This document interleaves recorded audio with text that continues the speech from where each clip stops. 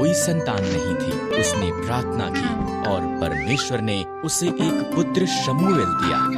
वो बहुत धन्यवादी थी, इसलिए उसने शमूएल को परमेश्वर की सेवा के लिए दे दिया।